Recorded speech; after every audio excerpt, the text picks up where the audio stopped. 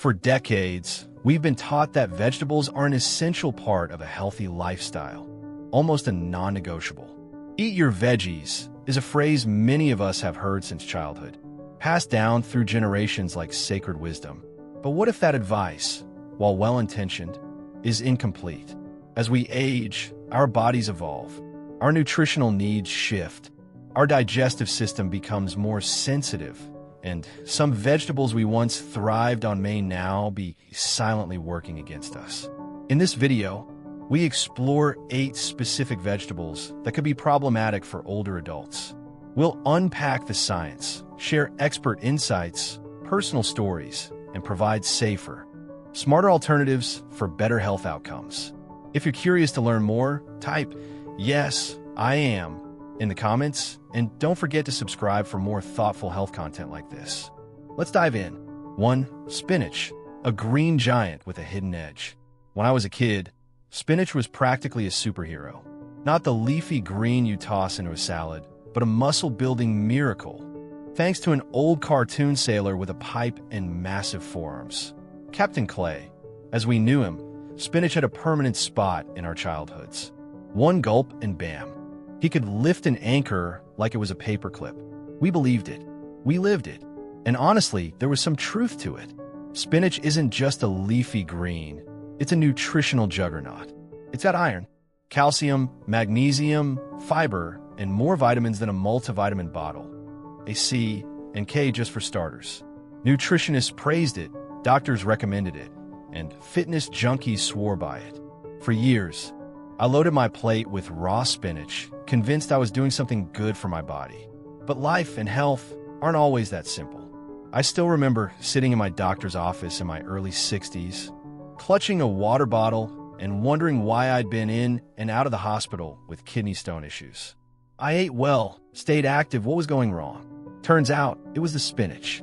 Beneath its bright green color, spinach carries something few people talk about: oxalates. These natural compounds sound harmless, but they bind with calcium in your body. And for people like me, aging adults with slightly slower kidneys, oxalates can build up and turn into something painful and dangerous: kidney stones. It hit me hard. Here I was, proud of my healthy habits, not realizing that my daily spinach smoothies were quietly sabotaging me. And it didn't stop there. While I thought spinach was strengthening my bones with all that calcium, the oxalates were actually doing the opposite, blocking my body from absorbing calcium at all. That's a big deal when you're older and trying to avoid brittle bones and fractures. It was like stocking up on bricks to build a wall, only to find out the mortar was missing. Then came the final twist in the story. I've been on blood thinners for a couple of years, standard stuff after a minor heart scare. No big deal, just routine management. But spinach, with its sky-high vitamin K levels, had been throwing off the balance of my medication. Too much vitamin K makes blood thinners less effective. Too little throws your whole system off. I hadn't been eating spinach consistently, so the fluctuations were enough to mess with my dosage. What I thought was eating healthy had quietly become a risk to my heart health. That was my wake-up call. But it wasn't the end of spinach for me, just the beginning of understanding it better. The doctors didn't tell me to quit spinach entirely. Instead, they taught me how to outsmart it. I started steaming my spinach instead of eating it raw. Cooking reduces oxalates dramatically, making it safer and easier for the body to handle. I paired it with vitamin D-rich foods like mushrooms and eggs so that the calcium I did get would actually do some good. And I stopped relying on spinach as the centerpiece of every meal. I still enjoyed it, but more thoughtfully, blending it into soups or sautéing it with garlic and olive oil instead of piling it raw on every salad. I even started buying spinach from local farms. One farmer told me that spinach grown in season, in the right climate, actually contains lower levels of oxalates than the mass-produced kind sitting in plastic boxes at the store. That small change made a big difference. Now, when I talk to my friends at the senior center or neighbors at the community garden, I tell them the truth. Spinach is a superfood, but only if you know its secrets. Like any great power, it has to be handled with care. So, if you're reaching for that big bowl of raw spinach, thinking you're doing yourself a favor, take a second. Cook it, pair it smart, and learn from someone who found out the hard way. Spinach gave Popeye his strength. It nearly gave me a kidney stone. But with a little knowledge, a little care, and a lot of steaming, this green giant is still on my side. 2. Sprouts. Fresh crunch or hidden danger. Eleanor had always taken pride in her healthy habits. Every morning, without fail, she'd prepare her favorite breakfast, crunchy whole grain toast, mashed avocado, and a generous heap of fresh alfalfa sprouts on top. To her, it wasn't just a meal, it was a quiet ritual, a small reminder that she was doing her part to age gracefully and stay strong. The sprouts, with their delicate crunch and clean, earthy taste, made her feel like she was eating something straight from nature's garden. They were packed with enzymes and nutrients, or so all the health magazines said. But one morning, as she flipped through an article her daughter had left on the kitchen table, a headline caught her eye and made her freeze mid-bite. Sprouts, fresh crunch or hidden danger. She blinked, unsure if she'd read that right. Sprouts? Dangerous? The article dove right in, and as she read on, a sense of unease crept in. Sprouts like alfalfa and mung beans, it explained, are often grown in warm, moist environments, the perfect breeding ground not just for new life, but for harmful bacteria like E. coli and Salmonella. For someone with a youthful immune system, the risk might pass unnoticed. But for older adults like Eleanor, whose immune systems weren't what they used to be, the risk wasn't something to shrug off. A single contaminated batch could turn her wholesome breakfast into a serious health hazard. She remembered hearing something on the news a while back, an outbreak linked to raw sprouts at a local cafe. At the time, she hadn't thought much of it. Now it felt personal. The article didn't stop at the warning. It offered a lifeline. Cooking, lightly sautéing or steaming sprouts could kill harmful bacteria while preserving much of their texture and nutritional value. Suddenly, Eleanor saw her breakfast in a different light. Maybe tomorrow, she'd toss her mung bean sprouts in a hot pan with a little olive oil and garlic. The crunch could stay without the worry. And there was more. For those looking to avoid the risk altogether, the article suggested a safer alternative: microgreens or baby spinach. These tender young greens offered a similar nutritional profile, rich in vitamins and minerals, but with a much lower risk of bacterial contamination. No need for complicated prep, just rinse, toss, and enjoy. Eleanor glanced at the container of microgreens she'd picked up at the farmer's market last weekend. Maybe it was time to make a small change. After all, staying healthy wasn't just about sticking to a routine. It was about learning, adjusting, and doing what was best for her body at this stage in life. She set the article down, smiled to herself, and took another sip of her tea. Tomorrow's breakfast would look a little different, but it would still be delicious, and a whole lot safer. 3. Corn, beloved staple. Digestive dilemma. There's something timeless about corn. For many of us, it's more than just food, it's a memory. A taste of summer afternoons, backyard barbecues, and family gatherings where the scent of grilled corn danced in the air, blending with laughter and stories passed down through generations. Sweet, golden, and familiar, corn has always felt like home. I remember the way my grandmother used to prepare it, boiled with just a pinch of salt, slathered in butter, and served with a knowing smile. It was simple, comforting, and always the first thing to disappear from the table. Back then, we never questioned it. Corn was good. Corn was love. Corn was tradition. But time has a way of revealing what memory doesn't tell you. As I got older, I started noticing something. That same bowl of corn chowder that once warmed my soul now left me feeling heavy, bloated, uncomfortable. I brushed it off at first, blaming a rushed meal or a busy day. But the pattern continued. The more I paid attention, the clearer it became. Something had changed, not in the corn, but in me. Turns out, corn has a tough outer shell made of cellulose, a kind of fiber that our bodies, especially as we age, struggle to digest. While younger digestive systems might power through it unnoticed, older ones don't stand a chance without consequence. And suddenly, this beloved food wasn't just nostalgic, it was a challenge. But that wasn't the only surprise. As I dug deeper, I discovered corn's not-so-sweet secret. It's a starchy vegetable, meaning it can spike blood sugar levels. especially when it's been processed into things like corn syrup, chips, or snack bars. And those spikes? They come fast and fall hard, especially for anyone keeping a close eye on their glucose levels. No wonder I'd feel a burst of energy followed by a crash, or worse, a craving for more sugar. For a while, I thought maybe I had to give it up entirely. But then I remembered something my grandfather used to say: we don't stop loving things because they're complicated. We just learn how to love them better. So I started experimenting. I swapped processed corn snacks for fresh, whole corn on the cob. I steamed it instead of frying. I paired it with high-fiber greens like kale and spinach to slow down sugar absorption. I chewed more slowly, paid attention to how I felt, and most importantly, I listened to my body. And you know what? It worked. I could still enjoy the food I love, just in a wiser way. Cord didn't have to be the villain in my story. It was still that same golden joy from my childhood. It just came with a reminder that growing older doesn't mean letting go of what we love. It means learning how to carry it forward differently, more gently, with care. So now, when I sit down to enjoy it, I still feel the warmth of those old family dinners. But I also feel something else: respect. For the food, for my body, and for the journey that taught me how to keep both in balance. Because sometimes, the foods we treasure don't need to be left behind. They just need to be reimagined. For kale, hero or hazard?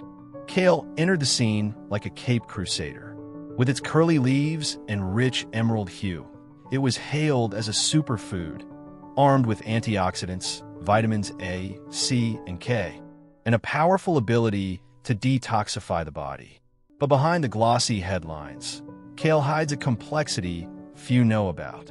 Beneath those rugged leaves are oxalates, crystal-forming compounds that, when accumulated, can whisper the beginnings of kidney stones. And lurking with them are goitrogens, capable of interfering with thyroid function when consumed in excess, especially raw. Yet, there's wisdom in tradition.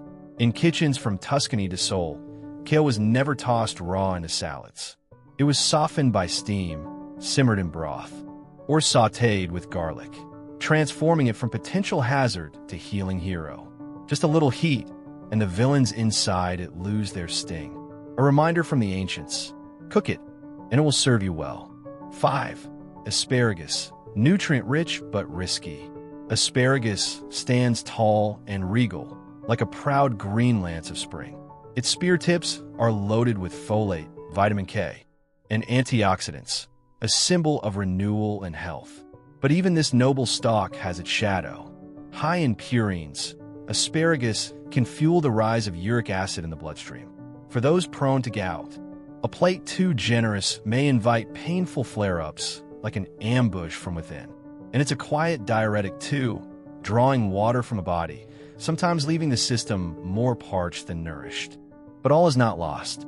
Paired thoughtfully with water-rich companions like cucumber or leafy greens, and served in moderation, this elegant vegetable becomes a wise guest at the table rather than an uninvited one. 6. Mushrooms, umami with a side of caution, deep in damp forests and shaded markets. Mushrooms grow with mystery. They bring umami, a rich, savory flavor no spice can mimic. From the humble button to the exotic shiitake, they're packed with B vitamins, minerals, and even immune-boosting compounds. But beware the enchantment. Wild mushrooms are not all created equal. One wrong pluck, and a forager may trade wellness for a trip to the ER. And even store-bought varieties, when used as extracts, like lion's mane or reishi, can interact with medications or underlying conditions. Their magic demands respect. Cook them thoroughly always. And when considering mushroom-based supplements, walk with a guide, preferably a healthcare provider who knows the path. 7. Potatoes, comfort food with a cost. It all started with the smell of baked potatoes drifting through Grandma's kitchen. The golden skin crisp on the outside, fluffy on the inside. Every bite was comfort, a reminder of simpler times. For many, potatoes evoke memories of family dinners, holiday feasts, and cozy evenings in front of the TV. They're familiar, filling, and oh so delicious. But beneath that comforting charm lies a hidden challenge. Potatoes, while natural and beloved across the world, carry a high glycemic index, GI. That means they raise blood sugar levels quickly, a concern that's especially important for older adults and those managing diabetes or prediabetes. And when these spuds are transformed into crispy fries or buttery mashed potatoes, the impact on blood sugar and overall health is even more pronounced. Yet, potatoes don't have to become the villain of your plate. There's a smarter way to enjoy them, without sacrificing health or flavor. Here's how the Johnsons did it. After 62-year-old Robert Johnson was diagnosed with type 2 diabetes, his wife Mary had to rethink their comfort food habits. Instead of eliminating potatoes altogether, which Robert initially resisted, she began baking them with the skin on, adding a side of grilled chicken and steamed broccoli. By pairing potatoes with protein and fiber, Mary helped slow down the blood sugar spike, all while keeping their meals satisfying. She also became more mindful of portions. No more heaping mounds of mashed potatoes. Just one small, golden potato per person, sliced in halves and sprinkled with herbs. They even started experimenting with sweet potatoes and cauliflower mash for variety. Key takeaways: smart prep tips. Boil or bake your potatoes. Avoid frying, which adds fat and intensifies the glycemic effect. Pair with protein and fiber, like lean meat, legumes, or leafy greens, to minimize blood sugar spikes. Watch portions. A potato the size of your fist is enough. Skip the chips and frozen fries. They're the processed pitfalls that do more harm than good. 8. Peas. Small but sneaky. No one expected peas to cause any trouble. Tiny, bright green, and usually sitting quietly on the side of a dinner plate, peas look innocent. They're easy to cook, full of nutrients, and versatile in everything from soups to stir-fries. But for some older adults, especially those managing gout or diabetes, peas can pose unexpected challenges. It was Mr. Alvarez, a retired history teacher, who first noticed the connection. He'd been eating peas daily, quick to steam, easy to mix into rice, and suddenly his gout flare-ups returned. His doctor explained that peas are moderately high in purines, compounds that can break down into uric acid and aggravate gout.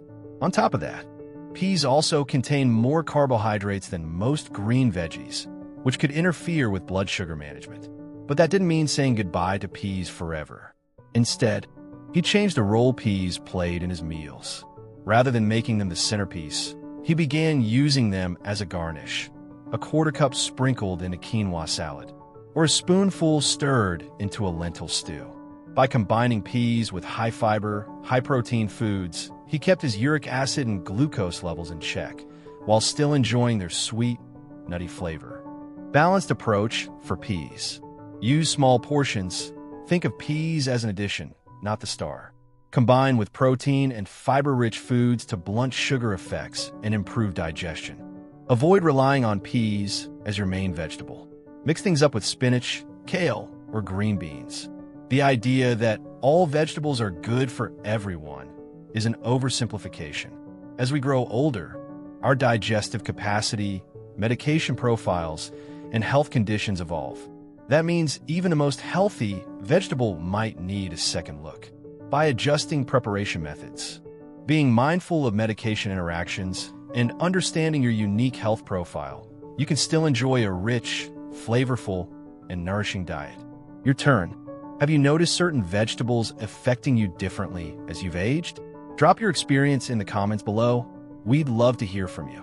And if this video helped you think differently about your diet, type, "Yes, I am," and join our growing community of informed, health-conscious viewers. Stay well, stay curious, and never stop learning.